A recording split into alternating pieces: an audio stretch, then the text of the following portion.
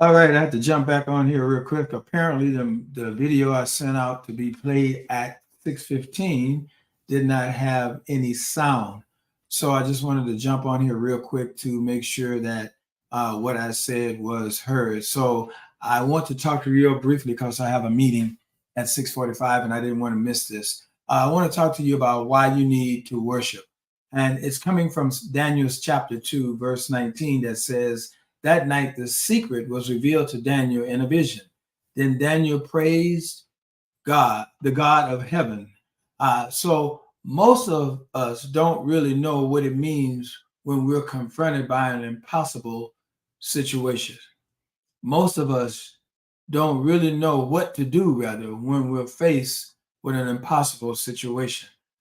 Do you know, or did you know, rather, that there was this teenage young boy back some 1,000 years ago that can help us? Daniel was faced with an impossible situation and he had to do something about the situation. He was forced in an impossible situation by a powerful king of that time. And here we see Daniel takes four actions as it relates to this situation. Don't panic and then get all the facts. Number two, ask for more time. Number three, Daniel gathered prayer partners. Number four, he asked God for supernatural help. Brother. The next thing we learn from Daniel is to worship God.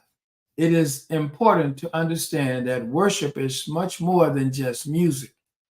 There are thousands of ways to worship. Anytime you turn your attention to God, when you express your love, is worship, brother. And when you express your love to God, that's worship. You don't have to be in a church to worship. You could be in your car to worship. You could be on an airplane with headphones on and worship.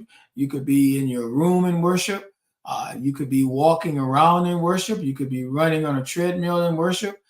You don't necessarily, and what I mean by you don't have to be in a church. In other words, you can worship God wherever you are and wherever place that you're in. So why should you worship God? Because when you worship God, you move the focus off your problems and onto God. I need to say that again. When you worship God, you move your problem and the focus of that off of your problems. So you move, when you're worshiping God, you move the focus off of your problems and onto God. The Bible said that that night, the secret was revealed to Daniel in a vision. Then Daniel praised the God of heaven. This passage shows how to worship God in the midst of a crisis. So you want to know what to do in the midst of a crisis? Worship God. When Daniel faced death, he prayed to God for wisdom and help. And God answered. Daniel said, according to Daniel 2:19-23, he said, praise the name of the God, rather, forever and ever. For he has all wisdom and power. He controls the course of world events. He removes kings and set up other kings. He gives wisdom to the wise and knowledge to scholars. He reveals deep and mysterious things and knows what lies hidden in darkness, though he is surrounded by light. I thank and praise you, God of my ancestors, for you have given me wisdom and strength.